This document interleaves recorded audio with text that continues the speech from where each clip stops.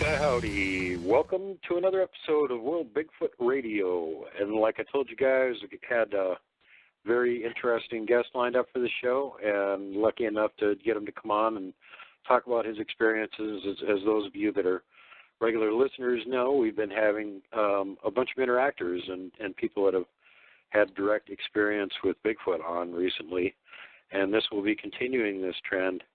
I'm lucky enough to have with me someone who had an experience with a younger Sasquatch and interacted with them quite a few times until they weren't around each other anymore.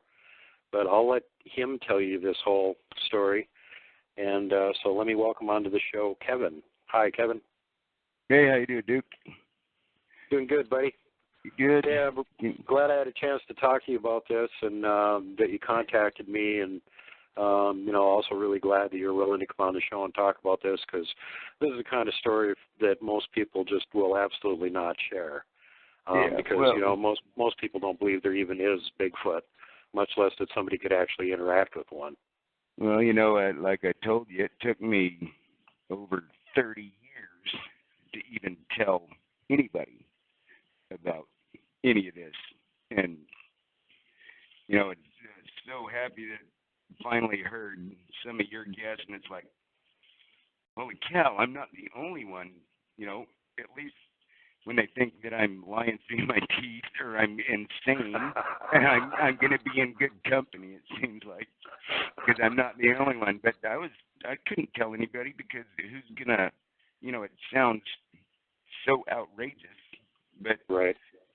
Now it doesn't, and before we hearing go on other any people. further, before we go on any further with your account and your encounters, one thing that you brought up that really fascinated me was that you had just listened to the show with Kat not very long ago, and that a bunch of the words that she was giving for their language were the same thing that you had heard your Sasquatch say, although it sounds like you have a little bit different accent. Can you tell us about that again?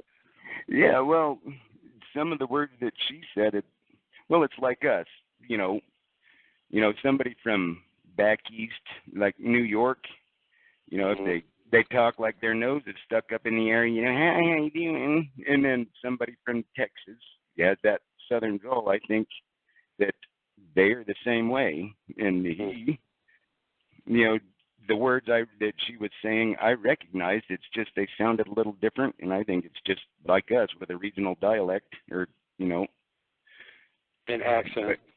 Yeah, regional accent. That's what I meant. Yep. Yeah, it would not surprise me at all. What does surprise me is it seems like they're using the same language all over the place. Now, your whole experience has happened right over next door here in Idaho. That's the state right next to where I am. If you guys aren't quite aware of where the Duke broadcasts from, I'm in Montana. And Idaho is right next door to us, and it's the land of spuds and lots of mountains and wilderness and lots of animals and Bigfoot and some crabby ones. And if you guys remember, if you ever heard the story from the Wilderness Hunter that Teddy Roosevelt was talking about, that one happened over there in Idaho. Yep. So, largest primitive area in the country. And there you go. No roads, no motorized vehicles. You got to get back there. You can take a jet boat or a small plane or helicopter, but no motorized vehicles on the ground, horse or foot or mule. But the whole center section of the state is all primitive area, no roads or nothing. Yeah. Yeah, the northern part of it's pretty well desolate, too. There's not a whole lot of people up there either. The little smokestack and your old chimney up there going, pushing the smoke up toward Canada or whatever it is that it's doing. I think that's because Lewis and Clark were smoking too much peyote and give half our state to you Montanans. No, that was a land grab by Montana. I actually looked that up, and, that was one of their stipulations for joining the Union was they wanted this gigantic chunk of land that just happened to be part of what Idaho was supposed to be. And so that's why Idaho is sort of square looking. And I told you when I was a kid, when we was up on the border, I'd go over to the Montana side and grab big rocks and bring them back to the Idaho side, making my state bigger. Things kids think about and do. I'm going to give us more land, one rock at a time. Well, I can't blame Montana for doing it because by and large, most of the really I shouldn't say all of it, but most of the really nice parts of Montana are sort of in that area that they sort of grabbed from. Yeah, the only beautiful part of Montana, where you live, that should have been Idaho. Yeah. Technically, I would be in Idaho if it had been what they were originally looking at for borders out here in the West. Yeah, that instead of having that saddle, Idaho would have went straight up to Canada and Missoula, and your state capital would have been in Idaho. All of that right through there, Idaho would have been a big rectangle instead of a messed up frying pan. Well, what was your first experience the first time you had any idea that there might be such a thing as Bigfoot? Oh, well, that was, I think it was my first year of hunting, and I was 14, and some people might recognize this, and that's all I'm going to say, but my dad and me and my brothers were up on there's a road that runs all the way across the top of a ridge from one side of the valley to the other where I grew up. It's called we just call it the Ridge Road. But we was dropped off. My dad dropped me off. Or one of my brothers first, then about 1.5 miles, 2 miles down the road. And, this isn't a 2-lane blacktop. This is, way up in the mountains. And it's dirt road, single-lane dirt road pretty much. Yeah, I think there has never been a road grader on it. And we smoothed out a couple spots with shovels a few times, but he dropped me off, and then he went down 1.5 miles or so and dropped another brother off. And he could drop down on the backside, about, as the rock falls about 500-600 yards down the mountain, and there was a trail down below there. He was going to drop us off. It was early in the morning. When we left the house, it was, still way before daylight. So when we got up there, it was still right at the sun starting to come up, but, it wouldn't actually be in the sky for about another 45 minutes. That's when he dropped us off. And he was going to drive around. It would have taken him about a half hour to get back down there and try to push something up to us. We all found a nice spot. And where the road was, I walked up the embankment was about 6-7 feet, and then up the little hill up to the top of the ridge, and found a nice clump of rocks right at the edge of the trees, to where I felt had rocks right behind my back and some trees, and if something's going to come up, I'd kind of hidden, so if it comes up, I'd have a good vantage point all at, the little saddle of the ridge. I was up a little higher on one side of it, and so I just sat there. And this is way before cell phones and everything, so, ain't playing a game on a phone like the kids nowadays do. I was actually dozing off, but I heard something coming up from the bottom. It's like, oh, mercy, that sounds like a whole herd, but it sounded like a freight train just moving up through, and it's like, man, that's coming straight up. That stuff is rough on that side. You couldn't walk in a straight line 15 feet because that's how thick the forest was. But something was coming up there in a hurry and wasn't being quiet about it. So what do you think at that point? It was like a moose or a bear or something? Because they'll I was thinking moose, because where we were at was deep enough back away from town, but it was either a big old huge bull or a moose. Mm-hmm. And it's like, man, neither one of them are going to be afraid of me. But just kept hidden, and sure enough, come up over top of the ridge was a bull elk, small bull. He has a spike, but still, Idaho, that spike elk was bigger than the elk in Colorado that are 15, 16 years old. Yeah. But, little young bull, he's probably his second year, but he's still probably 400 pounds. But come up over there, and right as he got to the top of the ridge, he made eye contact with me, and it's like, didn't make sense because that stinking thing turned and come at me. And it's like, they usually run when they see a human. And they run away from the human, not toward them. Yeah, not get closer to me. And it wasn't like to gore me or anything. It's just, he's like, well, I know now, he was giving what was coming up after the hill after him a choice. Look at that, slow moving elk or this fast one here that's going to be gone. And, you know, I didn't know that at the time, but that confused me because he came, I could have reached out and touched the side of that thing. It came by so close. And it was lathered up. It had been running. It had been moving and working hard, not just for a few minutes, for a few seconds. This thing was dang near wore out.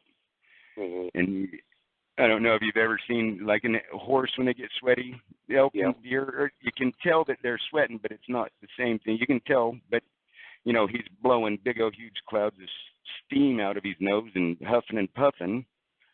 And he, you know, bounds down the hill, jumps off that little embankment on the road, hits the middle of the road, and is gone. And as I'm watching him steadily motivate, something came up that draw right after it, making about twice as much noise. That's what I was hearing, not that young bull, you know, and I didn't realize that till that bull was gone, and that sound never stopped, and it kept coming up the hill. Oh, my God. So at that point, then you're thinking, well, what the hell is chasing him up the hill? Well, I was still thinking, holy cow, he got a big bull after him? You know, here's young Spike thinking he's a tough guy, and, you know, the big, you know, 6 or 7 point is, you know, that's 6 on one side, not like in, you know, we're real men. We only count one side, the lesser of the tines. But that's what I thought, and then it's like, holy cow, am I going to get to see a big bull? I haven't. Yeah. You know, I was really close, and him up the, you know, whatever's chasing him up the hill has got to be big. Yeah, well, it's scaring something that's 400 pounds and can move like, you know, faster than any horse, and through the trees like that. And I didn't know enough to get scared at that time. You know, I was hunting deer. I was a kid, first year of hunting season. You know, I had a pretty good shot, but it never even occurred to me that whole time. I'm just sitting there gawking, and then right as I'm like, cool, there's going to be a bigger one come up, and man, that thing was that close. This one's going to be that close, and something, the biggest thing that I'd ever seen in my life come up, and all I had seen was its head and shoulders, and it come up, and it never made it all the way to the top. I never saw from its knees down, so I couldn't tell you if it was a Bigfoot. I never saw its feet. But where I was sitting and that young bull come up over the top of the ridge, that thing was right there, and I was probably 5 or 6 feet above that on some rocks. Mm-hmm. And when that thing stopped, you know, with its knees, even with the top of the ridge, I still had to look up to look it in the eye. Oh, God. And how far away from you was you? From here to the end of my drive, 20, 25 yards max, probably less. Yeah, that's close. Yeah, well, forest, I had a good vantage spot that if anything was going to come up, it had to go right through there. I grew up in Idaho, even though it's my first year hunting, with a license and tag, but I'd been with my family. I grew up in the mountains, all over. And that didn't make sense. That, you know, I didn't think Bigfoot. I was like, oh, what is that? That's it. Like Wes Germer says on his, he's like, what he was thinking was monster. That's all that could pop into my head is that there's a monster right there, and it's huge. And if you've never seen one, and people are like, why didn't you look at it through your scope? Well, I didn't need to. He's right there. Second off, and with what I had a hot rod hunting rifle, it's a 7mm .08, 7mm with a 308 case neck down for a 7mm. It'll reach out in there and touch you. And with what I had in that gun and the way they were loaded, I think all I would do is make him mad, if it even affected that thing at all. Yeah. It was, and what I noticed right when it comes up, and it put on the brakes and stopped right there and looked me right in the eye, give me a once up and down, you know, and that's what, 'cause, you know, I didn't I noticed immediately was, holy crap, that thing is not an animal. It's calculating. It gave me the once-over to see. Does that make sense? It gave me the once-over to see how much of a threat I was to it. Yeah. And, did he give you the surprised look when he first saw you? Because I got that from the Wendigo when I saw him. That was the first thing that registered on his face was, oh, he saw me. Yeah, he's like, there was what I think from the expression it gave me, which wasn't a lot right then, but it's like, holy crap, what is a human doing there? And I'm like, holy crap, what is a monster doing right there? So you guys both had that moment of being startled by each other, for sure. You know, if I wouldn't have been sitting on the rocks and my butt taking such a huge bite out of that rock, I would have shot myself. Wow. But it's hard to explain to people that have never seen one. It's life-changing. This, I've heard people say it before. You're told from the time that you're an infant by your parents that there's no such thing as monsters. There's no boogeymen. And guess what? In the blink of an eye, all of that comes flooding to you like, that's a lie. There's monsters right there. There's a monster right there. What is that? Yep. You could take the biggest human being, Andre the Giant. This thing could squish him like a grape. Yep. And after I saw the calculating and noticed that this thing has got a severe degree of intelligence, that's me, the older me now talking, but I recognize that this thing is intelligent there. And what I noticed was in its right hand, it was carrying a rock, like Michael Jordan or any of the basketball players, how they palm a basketball. Yeah. It's carrying a rock like that is probably 3 times the size of a watermelon, and it's palming it. God. And it's like, and that's when I'm like, that rock is probably about as big as my torso, probably, 150 plus, and he's carrying it like I would a softball. Wow. And it's like, and the thing that it's like, now I know why he's like, oh crap, there's a human there. It's like, he's doing the same thing I'm doing. But he's like, and Andre the Giant and Princess Bride, when he chucked the rock, I didn't have to miss. And I get the idea that if he was to chuck that rock, it wasn't going to miss. I don't know, but that's what I felt. If he would have got a shot at that young bull right when he got to the top of the ridge, that's when I think he is going to let that thing loose. And here I am, standing there, and he's like, and I screwed it up. This is happening, I'd say tops 20 seconds, but, everything slows down, and it took an eternity. And I know I put my hand up, and it's like, this. I don't remember if I said any. I think I did. It's like, this ain't for you, meaning my gun. The barrel's in the crook of my left arm. I didn't put it up to my shoulder, but it looked at that, and it recognized that. When it gave me the once-over, it lingered on my rifle for, maybe half a second or more, but enough I saw that he looked at my rifle and knew exactly what it was. And then, that once-over, you could see him look at my hip, and there's a 357 on my hip. He recognized both of them instantly. Mm-hmm. And they know exactly what those are. And, I'm just sitting there, and it's like, I'm just hunting like you are, or something like that. I don't remember. This has been 35 plus years ago. If I said anything at all, I'd probably thought that I was talking, but going blah, blah, blah, blah. And then it takes the rock, it lifts its arm up from its side, and it's kind of hard to explain, but it put its arm out to its side that had the rock in it, and it just kind of pushed it away with its fingertips. It was palm down still, but just kind of flicked it away, and that rock flew across that little ravine right there at the top of that ridge and hit the side of the mountain on the other side, which is probably 70 yards away, and he just flicked it. Oh, God. Didn't rear back and float. He flicked it with his fingertips, and that big old huge rock went like a bullet, from his fingertips. I can't imagine him throwing it. And you can imagine whatever critter it hits is going to be dead, though. Well, that bull elk was, probably 4 times the size of me, and so you use the projectile that's going to take it out. Anywhere he was to hit that bull elk with that, it would have put it down. If he hit it in the back hip, it would have shattered its hips and its backbone.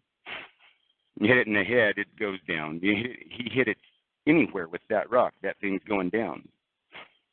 But after he turned it away, he looked back at me again, and then he lifted both. He made 2 fists, and that's when I got terrified. I mean, no words to describe the fear, but made 2 fists and kind of like flexed. And as he turned around, he went, and turned around and walked back down and disappeared. Like, as in, not that, he didn't fade away or he walked down the hill, and I wasn't going to walk back over there and watch him leave. He turned around and walked back down the hill. And the impression that I got was, I don't want to, expletive 4-letter F word, when he did the roar, it's like frag. Yeah. And it was just a frustrated roar. It wasn't angry. It was terrifying, but the impression that I got was it was like, you're an idiot. You're a jerk. You just took my breakfast away. Why did you have to be sitting right there? I had that juicy elk just about bagged. Yeah, and why did you have to come up that hill and destroy my world? Yeah. And make me, like I told you, I didn't realize how much keeping that in for so long and never telling a soul, that how much it affects you.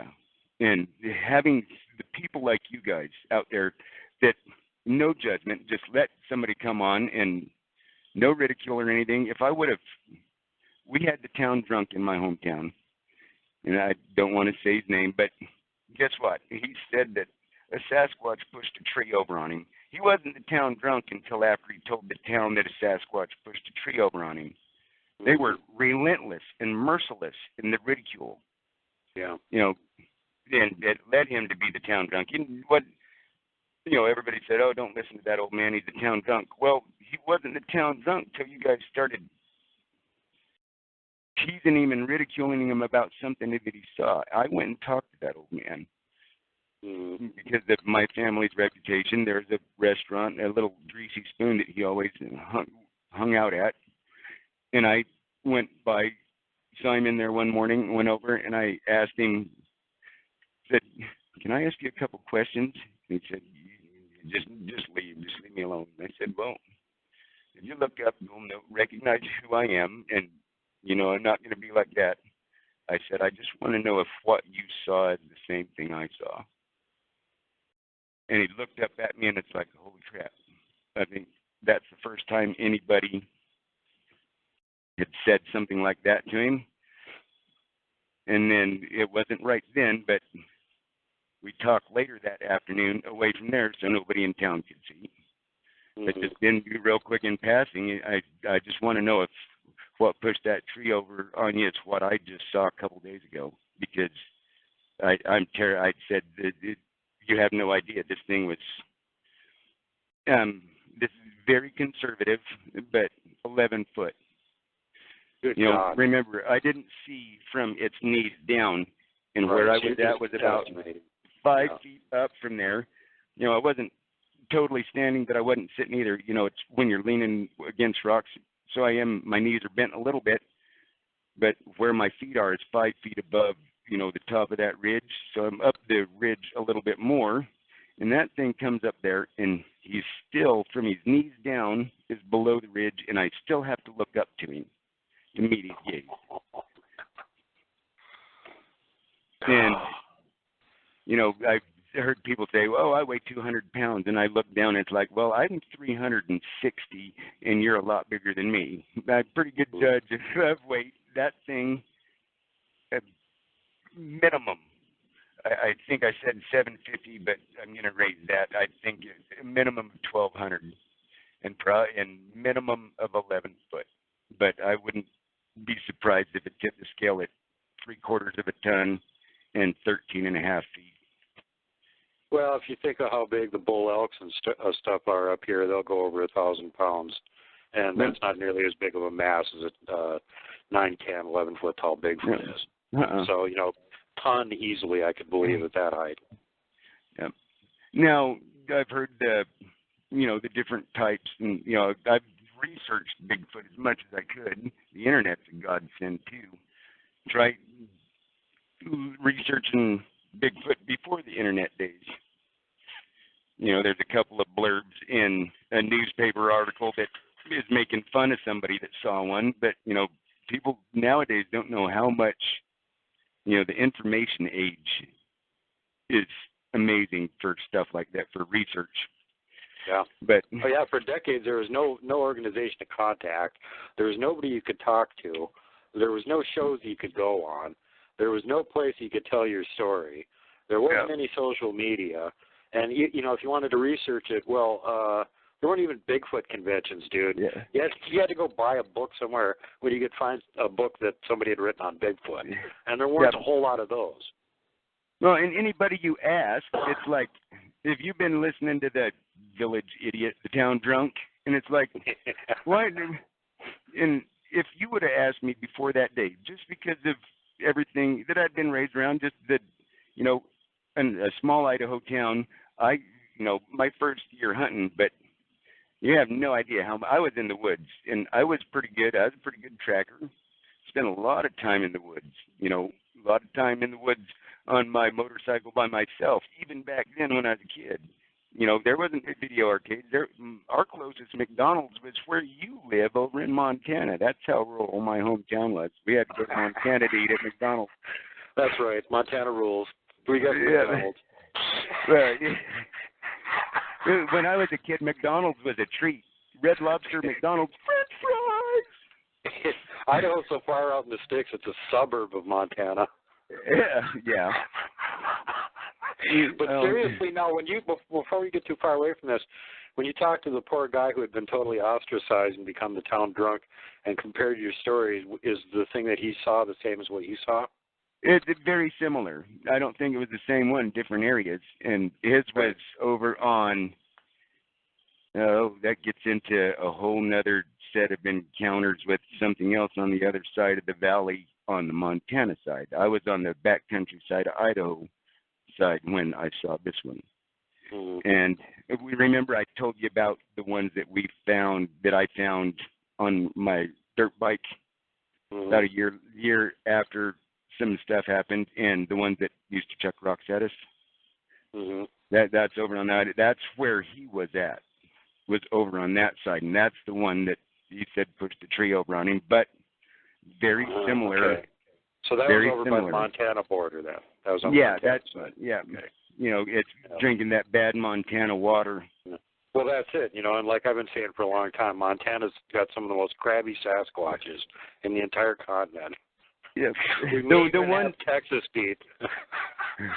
The ones on that side, what I've found over the years, I lived in that small little town for dang near 20 years, and the ones on the Montana side, up on the Continental Divide that way, they were more aggressive. They were the same, I think, type, or if they're not the type, they're the two that look very similar, but they're two totally different creatures, two totally different beings, however you want to say that.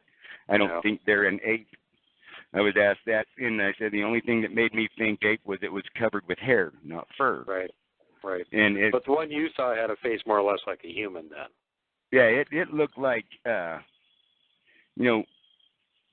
of the cartoons of the guy chewing on the cigar with a big old huge gun, some of the animated shows that aren't really for kids, but they're cartoons still, put that grizzled old warrior, soldier's face, put a bunch of hair around it, and he didn't have a sagittal crest either. That's what the pointed part, right? It was more rounded.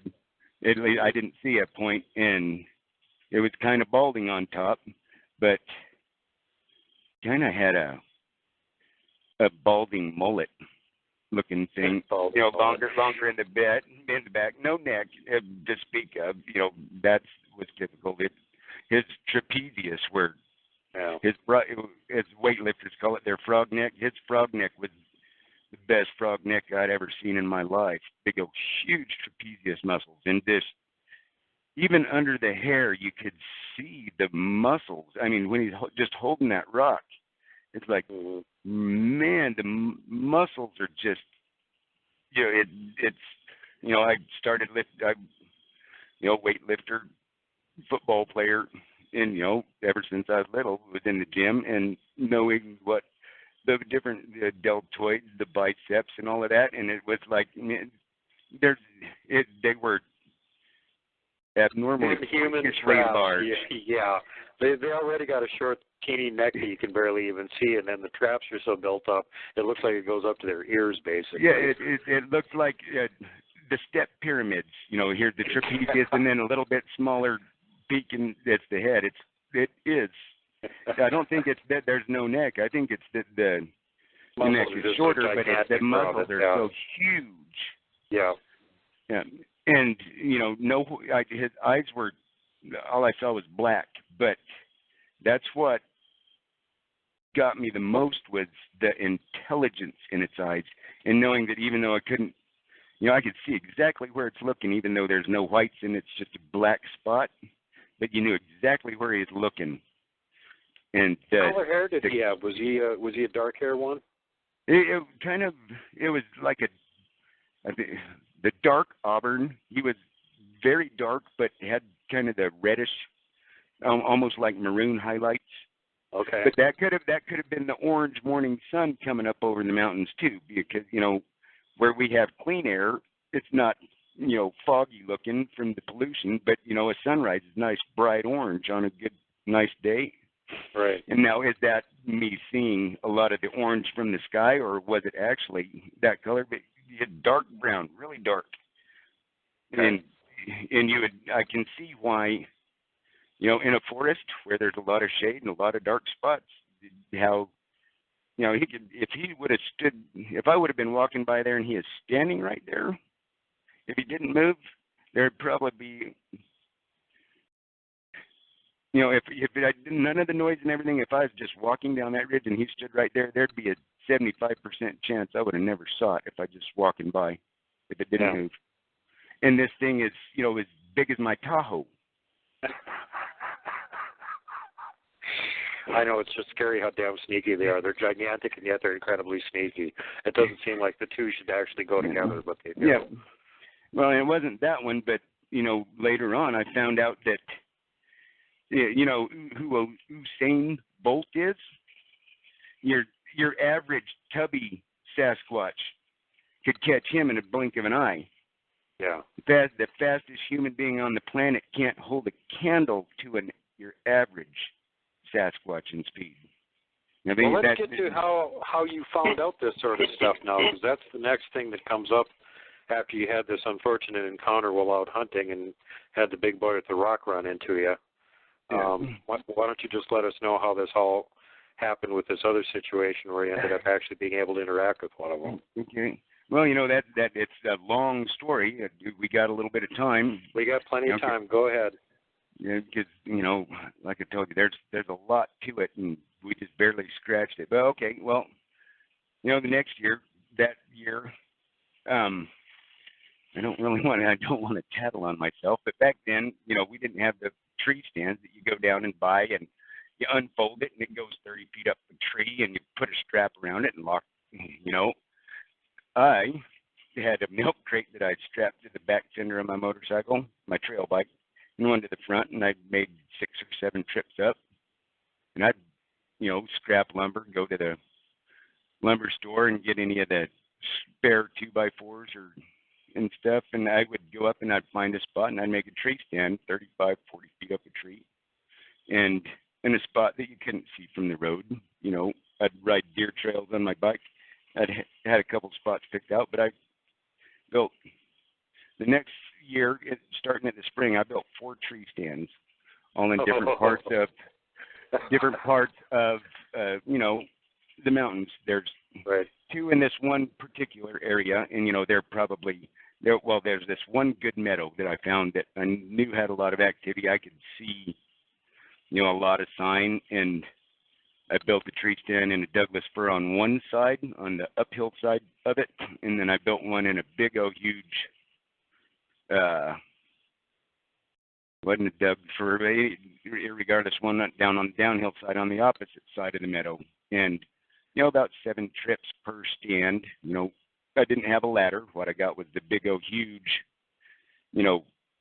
it's basically just a big nail, but it's 3/4 of an inch around and about 2 1/4 feet.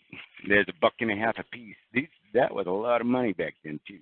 Yeah. It was all out of my pocket, but I'd get as far apart as I could get them, pound them into the tree about halfway, and I'd have about a foot sticking out, and I'd climb up and make a frame.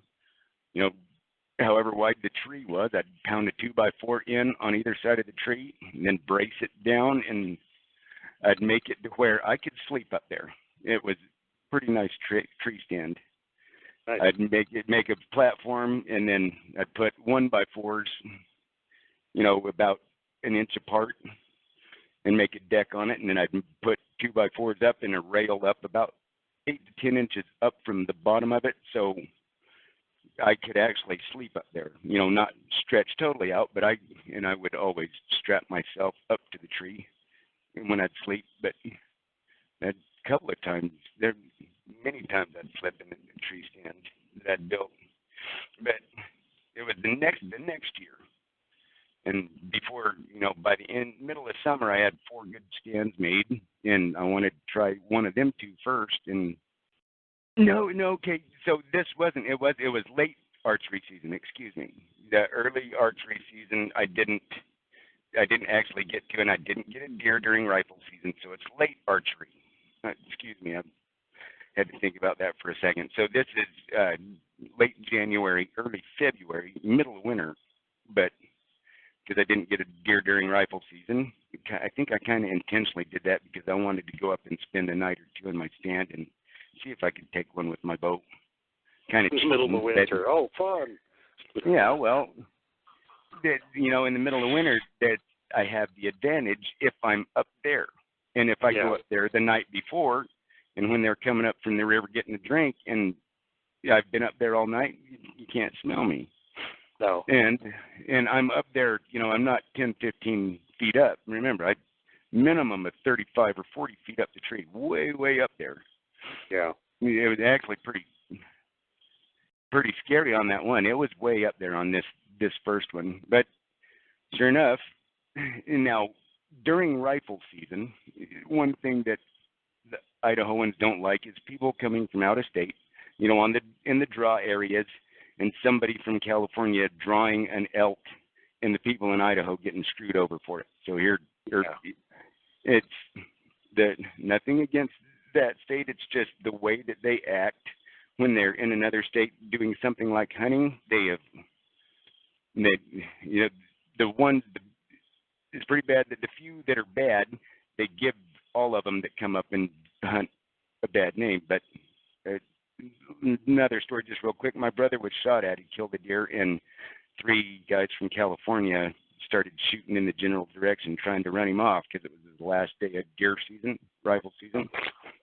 And it's stuff like that. I'm not blaming the whole state, but that's the reputation that they had. But so during rifle season, there's a rumor around town that these guys from California had killed a male and a female Sasquatch. And it was squashed pretty quick because they said there was a new Fish and Game officer at one of the checkpoints.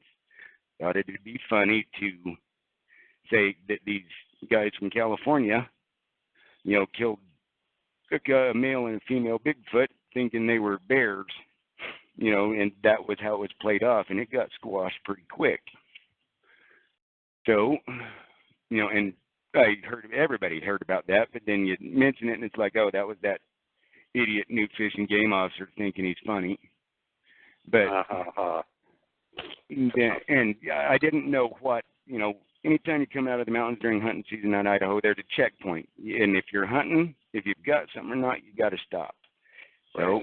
So, but I didn't have to because I didn't drive on the road in a truck. I took my motorcycle, and it is winter time, and luckily it wasn't super deep, but I had studded snow tires that I'd made out of sheet metal screws to help it get a little bit better grip. As a country kid, we didn't have video arcades. We had to. Anyway, I went up there and parked my bike and climbed up there. Now, let me back up a bit. As I was building this, particularly these two tree stands at this meadow, I had the base built and the spikes up to the top of the tree, and I needed to go back to town and get another load. And so I left my backpack up there. And it had, some granola bars, had a bag of beef jerky, deer jerky every year in my family. When we'd always get several deer. One of them would turn into deer jerky, and that was always in the freezer. And you'd go on a, next year hunting or anything you do, you always take a, 1 pound bag of jerky. And I rode back to town on my bike. It'd take me about an hour and a half to get back to town, an hour and a half to get back there. That's a kid on a dirt bike up on deer trails. It's quite a ways back away from town. Yeah. But apparently. when I got back there, my backpack was on the ground. And I thought, there's no coons up here. There's, little critters that could get into it, but they would have tore through the sides, or, if there's a porcupine, they can climb a tree, but, something unzipped the zipper and got in there, and anything that wasn't to eat, all my granola bars, I had some of the atomic fireballs, they were gone. I found 2 or 3 of them just on the ground, right around the bottom of the tree. You remember those, the little red cinnamon flavored atomic fireballs and the beef jerky? Yeah. And it just struck me as odd that if it was a bobcat or a cougar or a porcupine or something like that, it would have torn my backpack up, but it was unzipped. And just the food was taken out of it, so I knew it wasn't a person. I had everything hidden to where, you could walk right underneath my tree stand, and if I was quiet, you probably wouldn't know I was up there.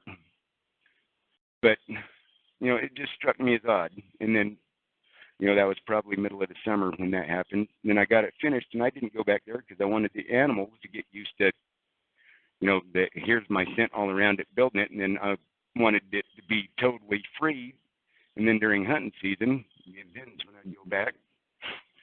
And, didn't get anything during rifle season, and late archery is when I went up there. I spent the night, and at the crack of dawn, right as the sun's starting to come up, I heard movement. And sure enough, that right as I figured, them deer were coming right up through that meadow. They'd been right down at the river drinking, and now the sun's coming up. They're going back up to hide and bed down for the day. And right as they got to the edge of the meadow, I'd had everything, in the summer, I had everything ticked off. I had all my pins on my sights lined up. And right as he stepped right by that one tree down there, the pink pin, and boom, dropped one right there. Perfect shot. You never knew what hit him. And the other ones looked at him like, what's Bob doing laying on the ground? But, my string was silenced. It just barely made a twang. Had a 90-pound compound that had been cammed up to about 115. Had Easton game getter arrows. They were the 3-pronged broadheads that when they impact, 3 more blades shoot out, aimed the back way. Right. And that arrow went through him, went through his heart, went through the other side, and pinned him to the ground.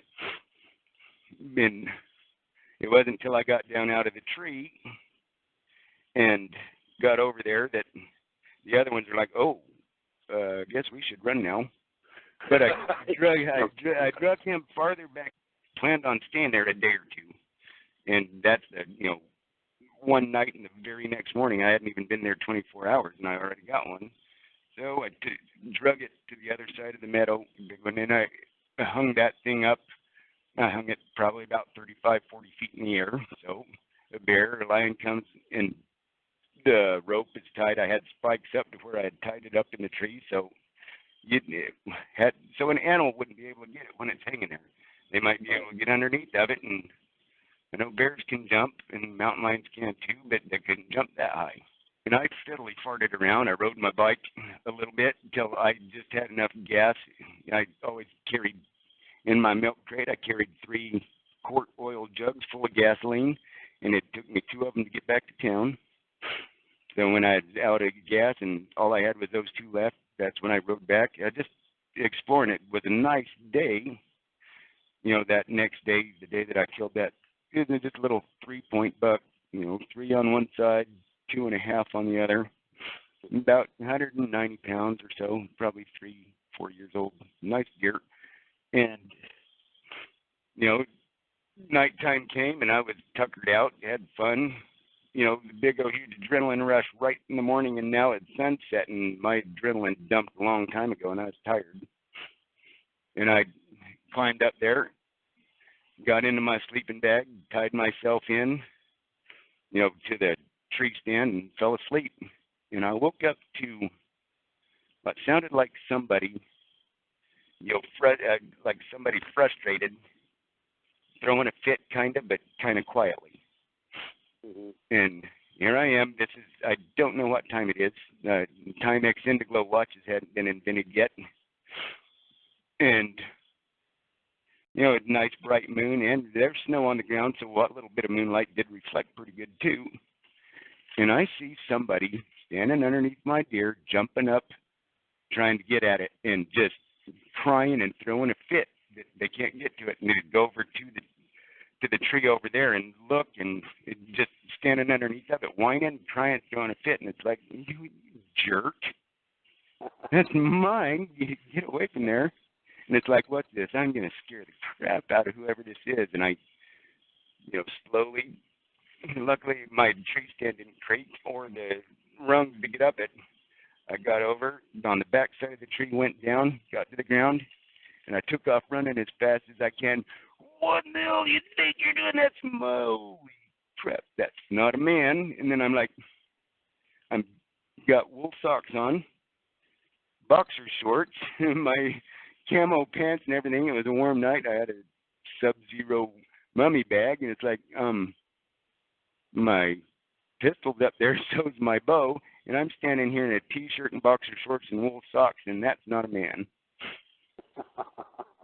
Whoops. And it's like, whoa, stop and turn around, and I think he was just, it scared the crap out of it, because it turned to me and looks at me like, what in the hell is that? And I'm like, what in the hell is that? And we both turn about face, and he takes off that way, and I go back up the tree. And when I went that, now this is what's weird. That looked exactly like a chimp, only it was a chimp that was a little bit bigger than I was at that time. You know, at that time I was about 6 foot, maybe 260 pounds. I was a big kid at that time. So here I am, and this chimp, you know, I get, what is it, the billy ape? The chimpanzee that's bigger than a human? And when it took off on all fours, and it run just like, you know, National Geographic Channel, when you see a chimpanzee run sideways like that on all fours, and hooting and hollering and screaming. It was doing that, but it was like, ah! What I figured was, holy crap, it saw me, or what is that? But it run off that way, and I run back up the tree. And oh my God, that must have scared the crap out of you. I mean, even after having seen that big one previously, it's still like, well, there you are, up there by yourself. Well, no gun this time. No, I didn't think it was the same thing. I really didn't. It's like, crap, there's 2 different kinds of monsters. No, I know chimps aren't that big. That's a chimpanzee, but it's brown, not black, and it's bigger than me. Mm-hmm. And what kind of circus freak is that? I've seen the bearded lady. I haven't seen the big 6.5, 7 foot tall chimp. It didn't occur to me that it was. Later on, I found out it was a juvenile Sasquatch. He's probably not an adolescent, but not a teenager either. Kind of right there in that transit. I figure he is about my age. Right. That's the one that I had.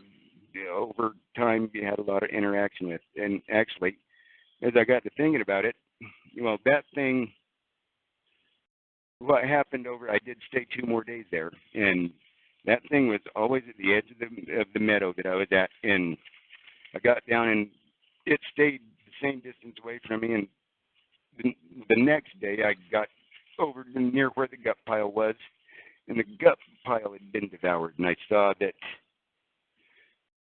this thing, there's footprints and stuff all around there. I could tell that this thing is eating it, and thinking about it, it's like, oh, crap, that thing's hungry. And it's right then that it clicked.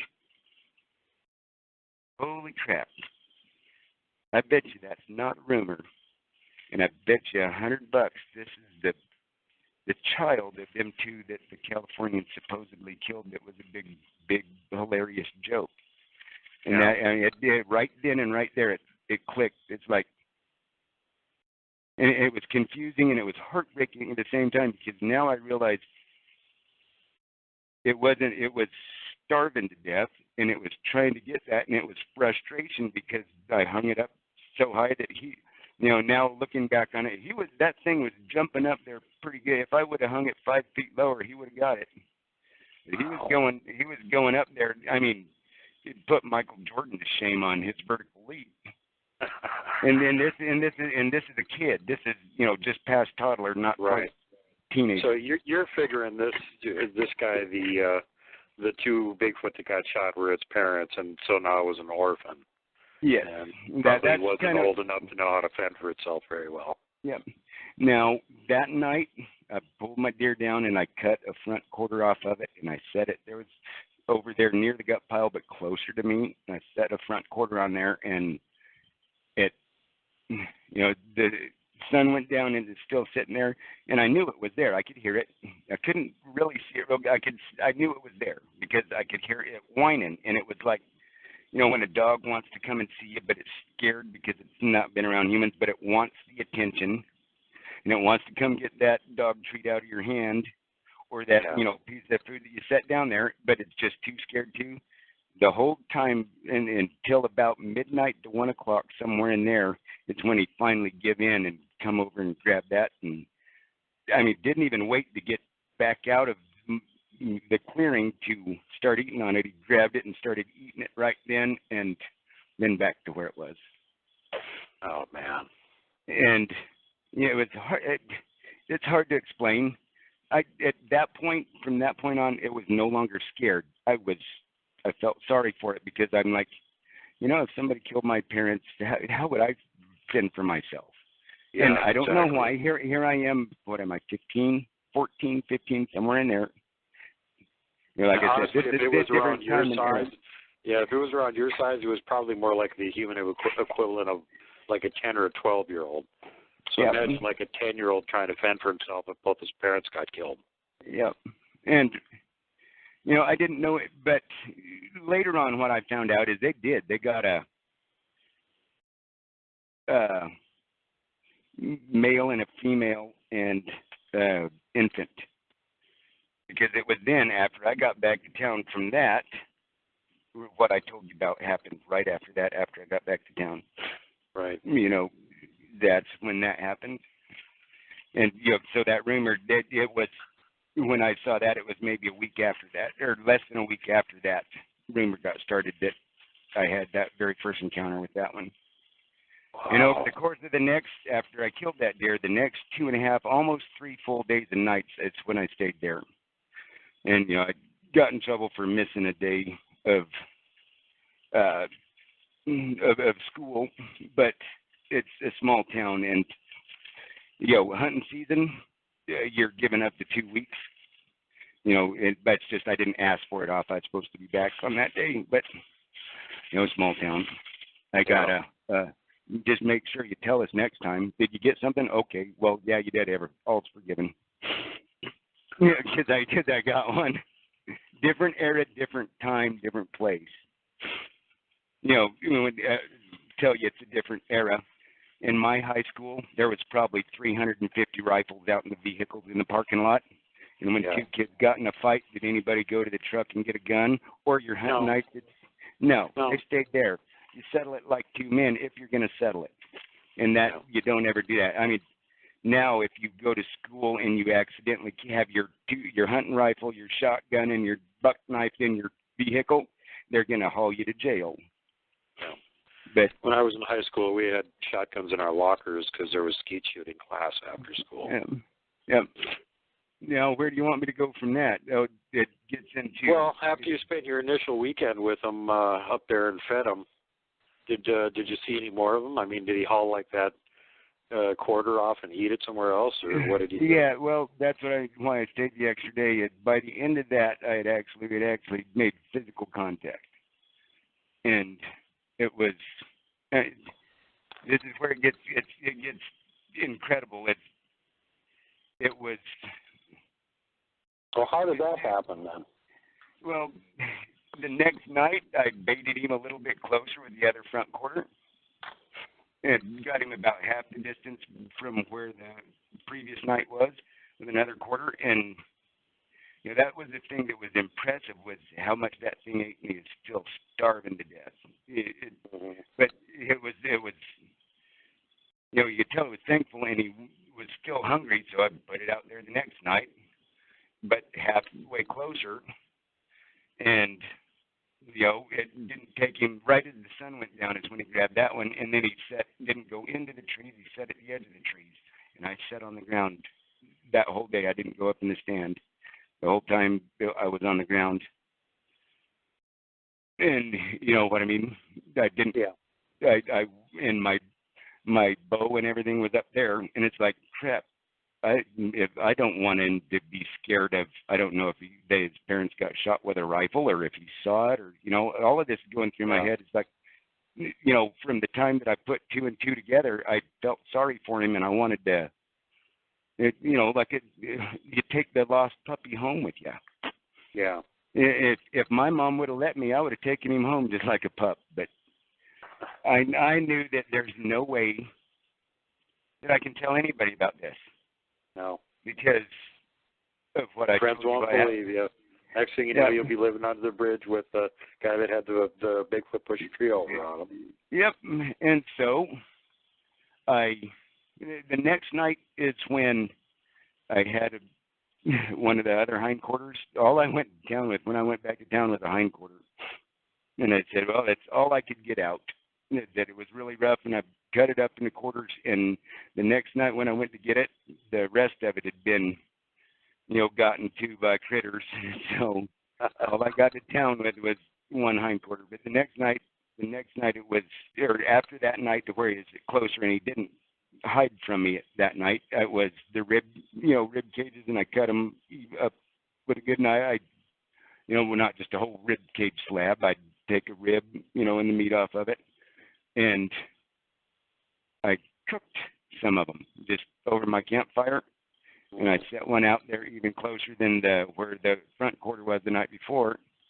And the smell of the meat cooking on my campfire that third night, or the beginning of the third day, the second night after I killed the deer, cooked a big old chunk of it for myself, and the smell of it, that was driving him nuts. The smell of that meat cooking was just too much, and by, I'd say 3 or 4 o'clock, he was on the other side of the fire from me, taking it out of my hand. When I cooked the rib and handed it over there, and the first couple, he'd snatch and scoot back 8 or 10 feet, and by the 4th or 5th rib, he was sitting right there and scooting closer to me, waiting for the next one to get done. Apparently cooked meat tastes a lot better than raw meat. Yep. Right. He was just when the smell was just, if they are, they're not exactly human. I don't think they're at all, and I think they're like the Native Americans think. I think they're a type of people. Are they the same as us? No, but they have cognitive thought. They can calculate. They can reason. That's a person. That's not an animal. Something that can outthink you, something that can flank you, something that can hide from you, as smart as we think we are. And I know why so many people don't believe in Bigfoot, because they are the world's best at hiding from us. Mm-hmm. Do you blame them? They have had their TV is humans, And look at what humans do to each other. Why would they want to reveal themselves to us? Look at what happened to his parents. No way. Yeah, we're scary. Look at what happened to his parents. But it's at the end of that, it was a child. It wasn't an adult Bigfoot. It was still a child or adolescent, whatever you want to call it. And so was I. I wasn't old enough to know that I should be crapping myself that this thing is right there. I didn't know at that point that thing could grab my head and rip it off and rip my arms off and beat me with them. And he's a baby. Well, little past baby. But at that point, me being a big tough kid, me being a big tough kid lifting weights, as tough as I was and as strong as I was, I couldn't hold a candle to this toddler when he was that age. Yep. And he was probably 4 inches taller than me, but man, he was at least 250 pounds more. But, that first initial, I thought about my size. Yeah, about, but their muscles got to be twice as dense as ours. Mm-hmm. And that is it. But, well, let me tell you, this is what killed me and set me up for how the next 5 years of my life would go. But on that last night that I was there, that I had to get back to town the next day. I left the mountain and wound up in school from my tree stand that night. That last night there, I spent the night with him, and when we finally touched, he started crying and gave me a hug and latched on and gave me a hug and would not let go for probably 45 minutes and cried just like a little baby, like a little kid would. And I started blubbering too. It's like, I know that if what I think happened to you, I can't imagine how you're feeling. Yeah. And he would look up at me and cry, and damn it, I'm sorry. Can you imagine putting yourself in his position? And it's not an animal; it's a person. Mm. Yeah, and his family got murdered, and he's out there all by himself. And he finally found somebody else that isn't trying to hurt him. I realized that when I was 14 years old. I don't blame him for hiding from us. Look at what happened, what we as humans did to his family. Yep. And I just thank God that I'm the one that happened to build my tree stands there at that perfect spot where I knew the deer had come up. And like I said, I didn't know where supposedly this had happened. It was just, I think it was meant to be. I don't think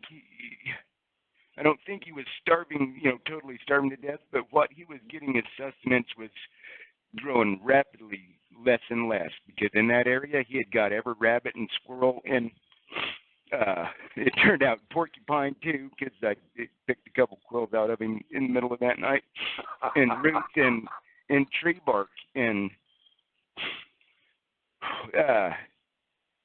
it was the next morning he did not want to let me go.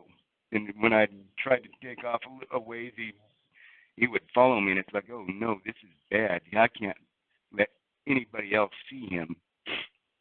And right there, that at twilight till that 3 to 4 hours to where I've got to be in town, get a shower, and get to school that morning. What I realized how intelligent these beings are right then is just amazing. And that's when I learned his name. They have names. That's not an animal. That's a person. He told me his name, and I told him mine. And not in sign language, he said his name, and he said my name, and I said his name. They said as close as I could get to what it sounded like. And that's not an animal. No. Animals don't have a language. Animals don't cry when their mother and father are murdered and their little baby brother or sister. They don't look for affection even on the thing that caused them the most pain. Yeah. It was a human that did that to him, but yet it's a human that he's getting comfort from.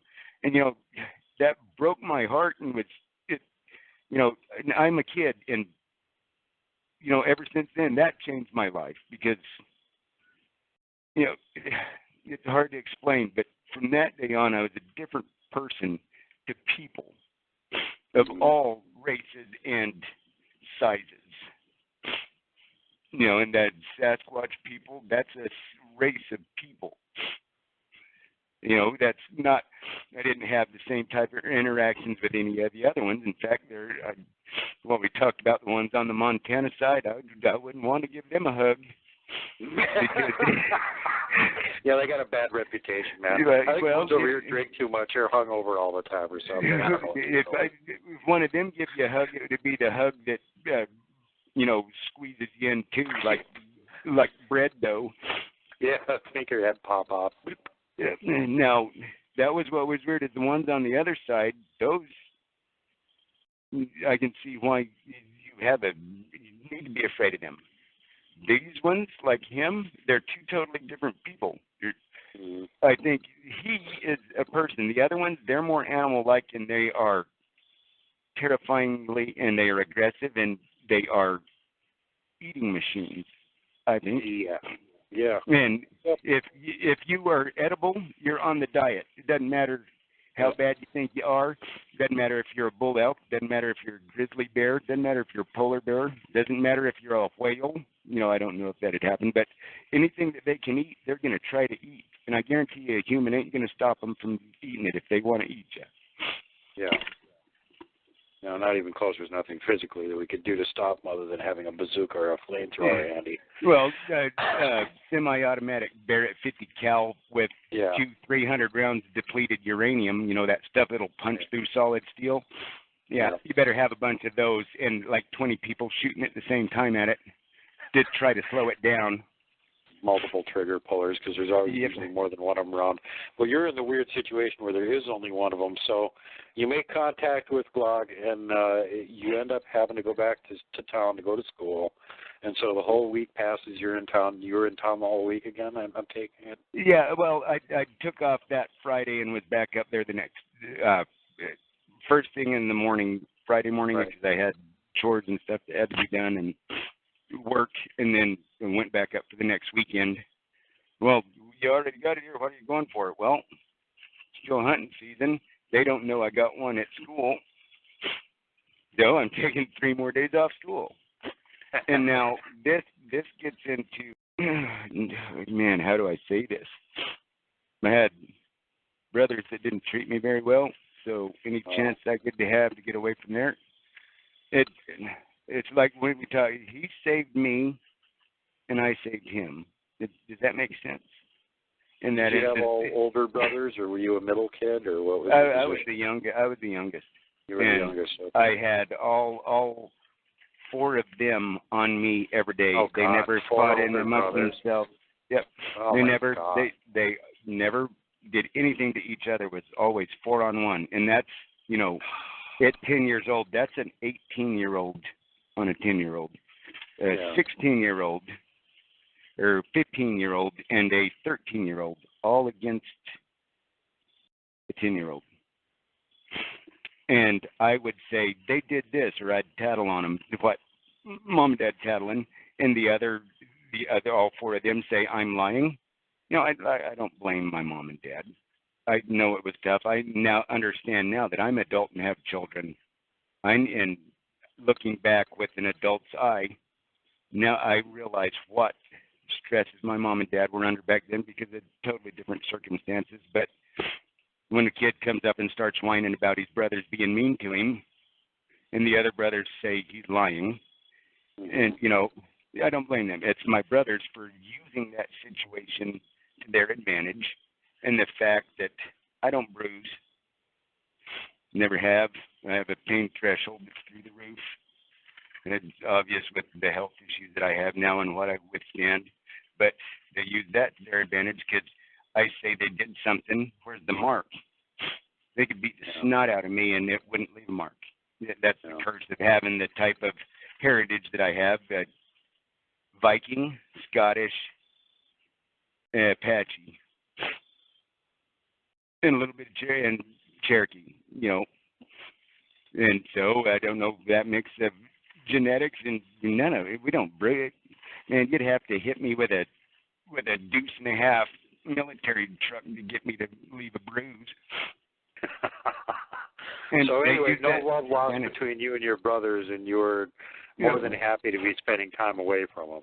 Yeah, and well, what I said about the intelligence of that person was just astounding, because on the ground by the fire, I drew a box, just with a stick, and I drew a crescent moon, and I pointed at the moon, pointed at the big little box there with the moon, and I said, "That's the moon. That's nighttime." And then I drew another box and drew a round circle with spikes coming off of it, and pointed up in the side in the sky and said, "Sun." And I said, "Night and day, this plus this is one day." Mm-hmm. And it only took 12 minutes for him to get the concept down. Okay, when the moon is up and the sun is up, from right now, the sun comes up and then the moon comes up, and then the sun comes up and the moon comes up. That's 2 days. They grasped that concept right away, and I told him I would be back in 4 days. Four suns and 4 nights. On the 5th sun, I would be there on the 5th sun, and I drew a picture of the mountains, and right as it's coming up the mountain, right in the morning, I'd be up there on the 5th day in the morning. And he was right there. When I left where he was at, where I drew the pictures, he was standing there waiting for me when I got there on my bike 5 days later. Wow. And then I went into, oh crap, where is he sleeping? We got to find him a place to live. And luckily, knowing, I grew up in the mountains, I knew that. Why I picked that area for my tree stand is I knew that area pretty well. And it's like there's some caves over there that, and at that time, thank goodness, there was nothing else over there but him, because I could just imagine me going into a cave trying to find him a home, and me and this little guy go in there and have a couple 10-footers in there, wake them up. Yeah, they really wouldn't like that. In retrospect, I had 15 or 20 guardian angels watching over me and him both, because we both bumbled through the next 3 years. And just for some reason, both of us made it through. And, I didn't know what habitation was. I didn't know you don't feed the Sasquatch. Yeah. Every time I go up, situation though, if he didn't have some help from you, he might not even have survived. And that's when I turned into a lawbreaker, but I think for a good reason, because, man, I don't want to say this. It sounds so bad. I became a poacher, but it was for the right reason. I would every time I'd go back, I'd kill an animal for him, and it was not wasted at all. It wasn't for a trophy. It wasn't to hang on the wall. It wasn't for anything. It was for food. And I don't think there's anything wrong with anything feeding themselves. I don't think that if somebody is starving to death, if they have 50 cents to go buy a bullet and have a rifle, let them go kill an animal if they're going to eat it. If they go shoot a set of horns to hang on the wall, hang them out to dry. I don't understand how you guys can stand to listen to my voice. I can't stand to hear it recorded. You can tell that guy right there grew up where there's a barn in his yard. Oh, well, I did. I grew up so far out in the sticks, we didn't have a barn within a mile of us. Well, we had the Sears catalog in the outhouse for toilet paper. Oh, Sears catalog, luxury. We had old dried leaves we used. But anyway, getting back to the story here. So you kind of made an arrangement with him. You got enough language between the two of you where he could figure out how long you were going to be gone and when you would come back again. Yep. And you went. Did you take him down to the caves? And did he just sort of follow you over there? I asked him. I said, where do you sleep? And then I laid down and closed my eyes, like you would, like with a little kid. I put my hands under my head and I laid down and acted like I was asleep. And he's like, and then what I figured out is they talk. Their language, it's like you put it on super fast forward. And I always wondered, I wonder if they have developed their speech into being so fast that humans can't understand them. Because they can definitely understand you. You ask any Native American, if you talk to them in the Native American language from the area that they're at, they can understand you, and a lot of times they can respond to you in that language.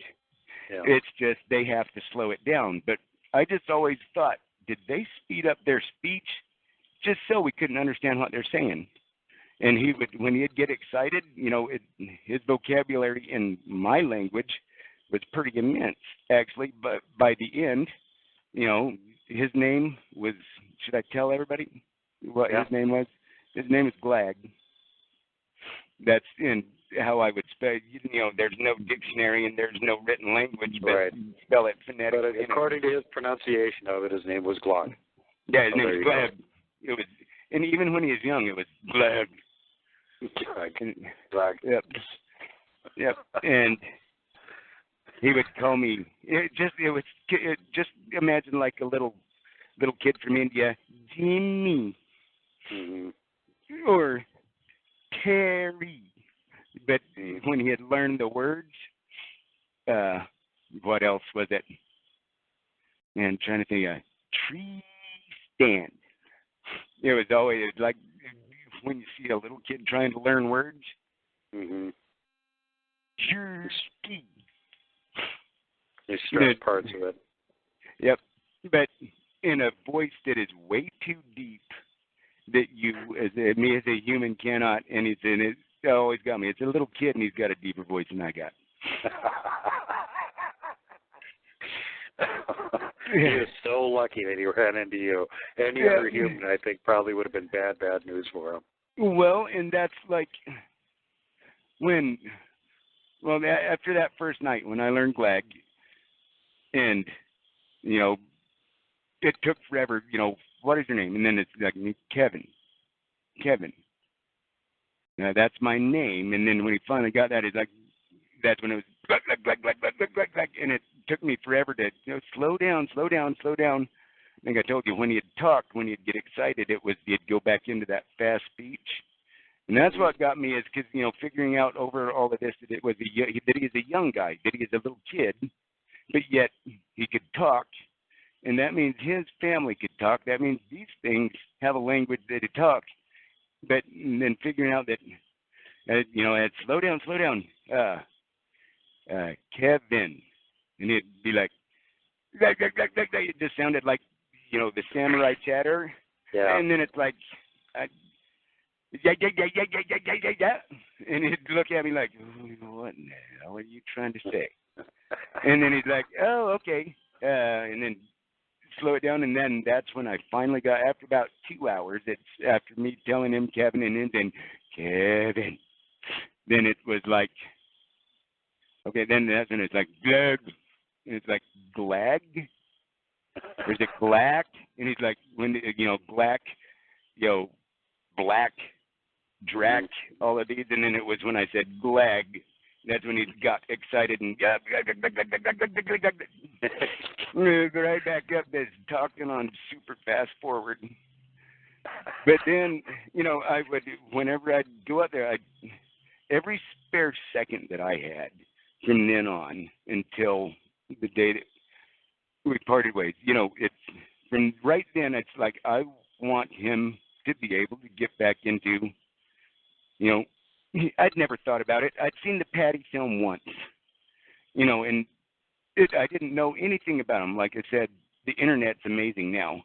But I wanted back then, there was just no, dude, even if you were in a major metropolitan area, the amount of information on these guys was just non-existent. And you were out in the middle of nowhere. Yep. And then out in the middle of nowhere from where my town was, and you go about 30 miles past there, and that's where we were. It was, right there where he was at, there were some caves, not like super huge and deep. The main part was just a rock ledge overhang. But down at the bottom of it, it scooted back, and it went back about 15, 20 feet and opened up into a little bit bigger. And that's where he had hid.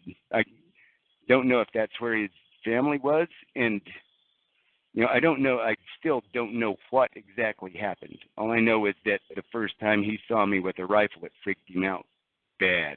My pistol was something that didn't bother him. But, I'd never heard it go off. All he had ever heard me shoot was my bow.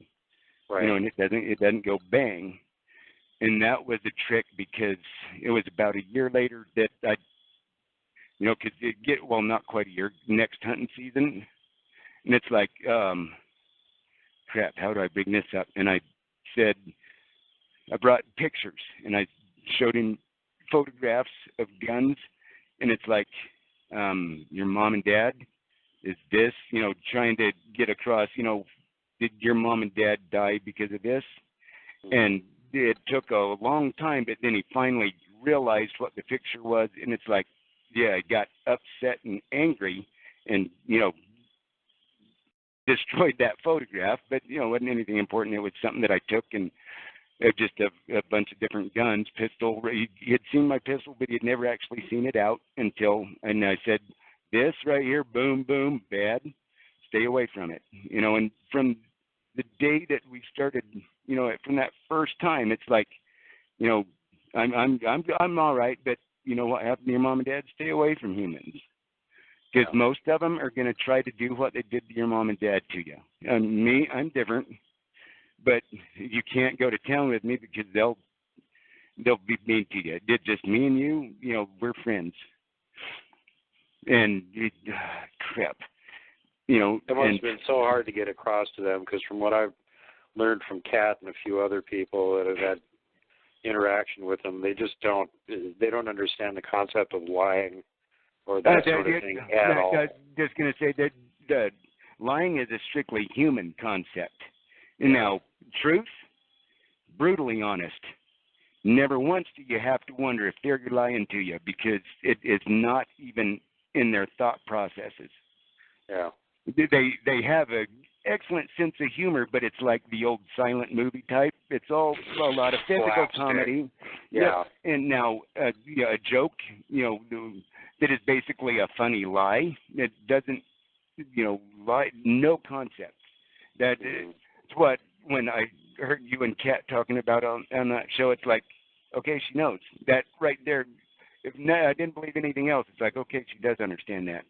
And if somebody, that's something I listen for, if somebody said that they have had interaction, it's like the brutal truthfulness of them as a being, and that may seem weird, but look at my position and what I experienced, and I know it's a unique situation, and I didn't think there was anybody else in the world that would have anything near to mine, and that's why I'm so terrified to ever tell anybody. I told somebody else before I ever told my family. It was been within the last 6 months that I finally opened up to my family that I'd even seen one. Let alone they don't know this part yet. It's not like the easiest story to tell, that's for sure. And my brothers are like, why didn't you say something back then? I said, well, you remember when we were hunting and you said, did you hear that moose? Did that moose run by you? Because, when thing, the first one goes, remember, they're about 2 miles away.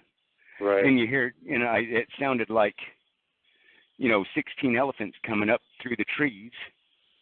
What they heard was thump, thump, thump, thump, and they thought it was a moose running across the top of the ridge right behind them. And that was that thing in that bull elk running up the ridge where I was sitting. And they were 1.5 miles, 2 miles on either side of me, and they thought a bull moose was running behind them.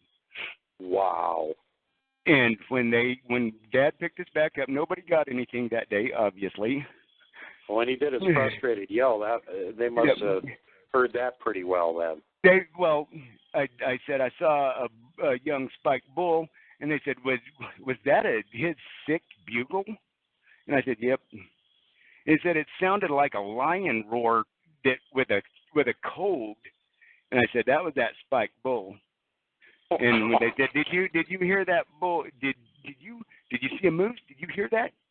We think it was a moose that was running by. And I said, yeah, I heard it. I think it was it could have been a moose. It sounded like an elephant running on a sponge. It's what they said. And it's like, man, that was from them being so far away, and you know the way the mountains distort sound. Yeah, that makes thing it running at weird. that freight train sound coming up through the trees sounded like an elephant running on a wet sponge, where they were. And then it sounded like a sick elk bugle when he goes, "Rah, you idiot!" You know, he didn't say that, but that's the idea. You know, when he did that thing, it's a man. He needs to grow up and learn how to bugle. Like, yep. You know, when I said, you know, when I said, you remember when we heard that bull moose run by, and then they said, yeah, and I said, it wasn't a moose. Well, what was it? And I said, it was a Bigfoot. And they're like, yeah, and I said, look at me. And you know me well enough to know, am I lying?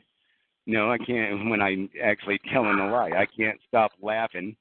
I am the world's worst. I give myself away every time. And I said, well, why didn't you say something that day if you knew that's what it was? I said, what would have happened if I would have told you right then that I just saw Bigfoot? What would have happened to me for the rest of my life if I would have said that back then? Would have never heard the end of it. Yeah, and they both were, you know, able to admit, okay, yeah. Said, well, just the way that you're being right now, see, you're still wanting to get into that. And you know what? I don't care if you ridicule me now. I'm old enough. I'm not a little kid anymore. With the evidence that's out there and the people that have come forward to see it, if you tell me that I'm insane or I'm an idiot for believing in it, joke's on you, because you know it's beyond a shadow of a doubt now that it's real. The cover-up that I think is going on, that just buffaloes me still. That it's obvious that you're trying to cover up something that can't be covered up, that 90% of the people know about and believe. The other people that say they don't believe in it, you know, in the back of their mind, they're like, well, you know, I'm 1 out of 6,000 that doesn't believe in Bigfoot. Yeah, Bigfoot is so well known and part of cultural legendary here in the West at this point that more people believe that Bigfoot is real than actually believe that certain political candidates tell the truth. Yeah. Yeah. You know, and the fact of the matter is, it is up in the percentages. There's like, you know, 25-30% of the American population is willing to concede that there's a pretty good chance that something like that is running around the woods. And you've got thousands of eyewitnesses. You know, 4 or 5 new ones every week that are coming forward. That's not to mention all the ones that are seeing something and not coming forward. Yeah, and, you know, if 1% of them is telling the truth. If even one of them is telling the truth. Well, even that. But if 1% of the hundreds of thousands of people that come forward every year, if only 1% of them is telling the truth, guess what? That means it's real. If one of them's telling the truth and everybody else is lying and hoaxing, that's the thing that always got me back then. Oh, it's a massive hoax. It's a worldwide hoax.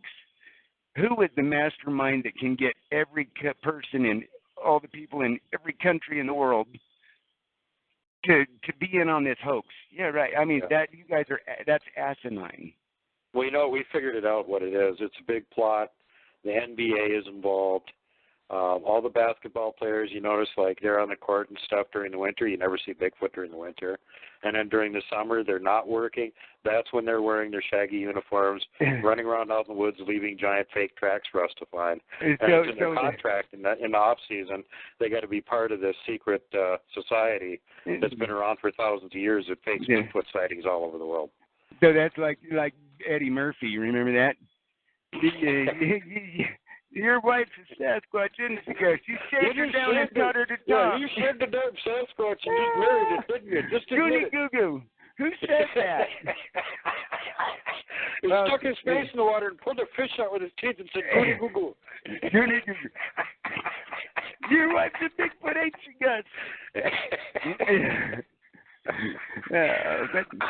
But, you know, there's, you know, what I just told you just barely scratched the surface of what I had experienced. And what I think is really cool, you know, not for me, but for them, is that everything that I know and I have experienced, it's touching, scratching the surface of what Kat has. I would love to be able to talk to her. Because, going through my whole life like this until, it was right at about a year ago is the first time I had ever opened up and said anything about this. And it was like this vice was taken off of my chest. And I didn't realize that it was affecting me the way it was. But it is. And, you hear, listen to the channels. There's good ones and bad ones, but all of them that are listening to people without judgment are helping people. And you can hear somebody say that, and until first time you talk to somebody like that and they're able to open up and finally, after 30 plus years, say, I did see this. I mean, you can't understand how much it helps somebody like me that has had to keep that inside for so long because of afraid of the ridicule. Yeah. I'm so glad that the times have changed, because it took a good Christian man and turned him into an alcoholic and a mean alcoholic because of something that he saw that he had no control over, and he just made the mistake of asking for help. What happened?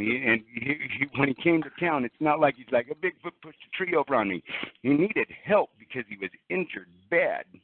Yeah. And he said the Sasquatch pushed the tree over on him. He was in his tent when it happened, but, he was pinned underneath the tree, and the thing was trying to get to him.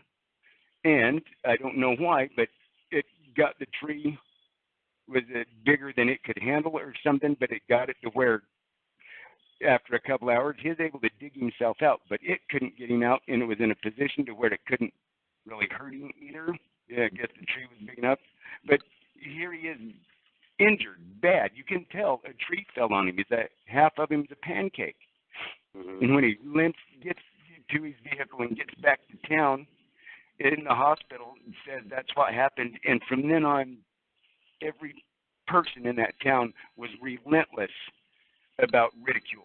And it would just, turned a good person into a mean old drunk. Yeah. And it's something beyond his control. And I'm just so glad those times are now past. Now it's... Well, I know this is sort of off the topic of Bigfoot, but I've actually done outreach to homeless people. And when you get to meet them firsthand and find out what their stories are, you find out, much to your surprise, that a lot of these people are not homeless because they're crazy drunks. They became homeless, and that turned them into crazy drunks.